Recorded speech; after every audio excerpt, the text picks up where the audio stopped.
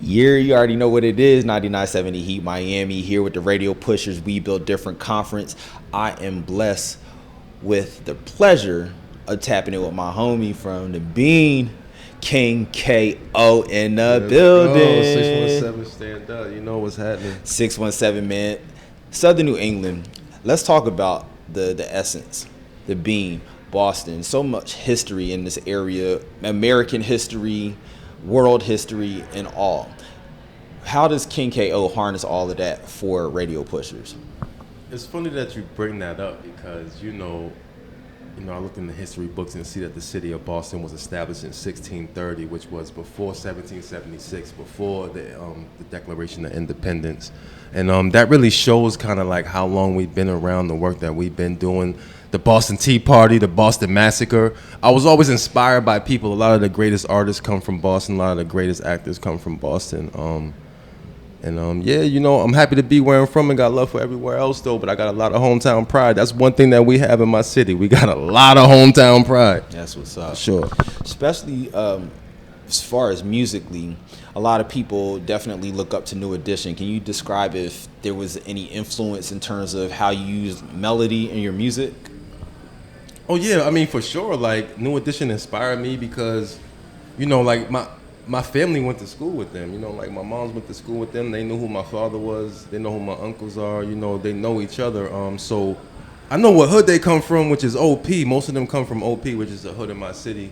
And that was really inspiring for me because I used to see OP every day. And I'm like, yo, these dudes are like the biggest artists in the world. They come from right here. And OP is like, it's not easy in that neighborhood. It's one of the hardest neighborhoods probably in New England to grow up in financially. So for them to come from there just gave me a lot of inspiration. Like I could do it too. Absolutely. Type shit. True indeed. True indeed. So you definitely tore it down tonight for the We Build Different Conference. Talk about the music that you were able to lay down and that whole drummer boy experience at the House of Hits. How you able to parlay that into tonight's performance? Man, this is a record I've been waiting to drop for a minute. Let everybody know the name of the record. Name of the record is Whoa Whoa. The producer is Backs and Beats coming out of Poland. This is an artist that reached out to me on Instagram, and we've been working for a long time. I've done a lot of music on his beats. I recommend Backs and Beats if y'all want to check him out. He's fire. And I mean, being in the studio with Drummer Boy is legendary. You know what I mean? Like this is an artist that has produced some of the biggest artists in the world. Like Young Jeezy, Thug Motivation was one of my biggest motivations at that time. That was the hardest shit that summer. You feel me? Like absolutely. Thug Motivation 101 is still bumps. So Drummer Boy has produced so many tracks, right? That like you go back and you look at his discography and you realize like, he's produced songs that you love. You didn't even know he made them because he don't put tags on every beat. So to be in the studio with the person that made a song like I Put On for My City, which I thought Kanye made till I checked the credits, like, Drummer Boy crazy with it. He made the exact type of beats I love. So to be standing next to him, get some feedback from him, have him tell me like, you need to drop more music. That mean a lot from coming from a producer like that. So I take heed. And I'm about to start dropping more. I got a lot of songs that's coming. Let's get it. Radio Pushers, baby. That's what it is. So KO, let everybody know. What does KO stand for? What up, Robie? We got Robie in the back. I see you, boy. I see you, boy. Just hop in real quick. Fuck it, man. Hold up. Tell them who you is. Hey, what up, bro? This is Justin Robie. I'm from New York. I'm from Miami, New York. You know what I'm saying? Originally, we down here in Miami. We outside. Messing with the vibes. I'm not trying to talk crazy, man. Tight shit. You feel me? Turn up. Super sober, you heard? 617 to New York. That's how we coming. Ask me the question again. I got sidetracked. You already know how we do at the 99.70 Heat Robie. Miami, man. We making things happen. So we just going to try to get this in real quick. Let everybody know the origin of KO, just that specific. Okay. For sure. So, when I first started doing music, I was cashed the Overdose. Long story short, I lost a homie to an overdose. And for the first time, I realized, like, damn, this is like bad marketing because everybody used to call me Overdose. That's just what people call me.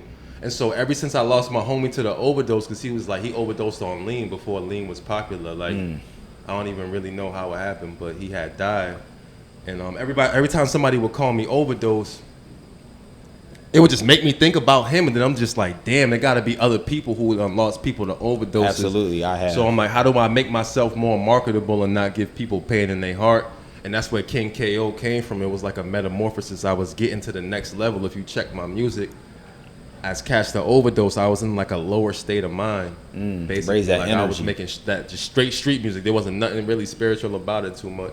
But that was my reality. So as I grow, my music grows, and so I've grown to this point, and this is where we at now. What are some of the last things, just real quick, that you want everybody to know about Radio Pushers and far as how it's going to build King KO for the next We Built Different? Man, Radio Pushers, the connecting with Radio Pushers, being able to be in the room with people like JP, with people like Dorian, with everybody else in the crew and all the other artists, man, it's incredible because, you know, it's important to be around like-minded people. You know, just bringing it back to certain lifestyles. When you're around people that's not trying to do music, that's not trying to elevate, that's not trying to do what you do, like sometimes they could pull you down. And it's not their fault, it's really your fault, because you got to know better about where you decide to go. You got to be more conscious and cognizant about where you're going in life. And so it really came a point in my life where I had to choose between the streets and music, because I started to realize, and it was right around when I got my studio. Like every time I sat down to do music, I was getting phone calls, and I'm like, eventually I realized, like, yo, like, it's either God or it's the devil, but somebody tested me to see which one I really want, and I had to choose, so I chose music. You know what I'm saying? And it just is what it is. You know, you got to make your choices in life, so that's where I'm at with it now. Well, the Almighty Radio Pushers is so proud that you chose to make the music, chose that higher level, man. I'm inspired. I'm with Radio Pushers because of you. King KO in the building, 9970 Heat Miami, Worldwide Radio Pushers, Worldwide Westville, appreciate you. Let's JP, go. the Millennial General in the building, Dorian, let's get it. Radio Pushers family, we going up. Y'all gonna see us forever. Let's get it. Ah, woo! Grah!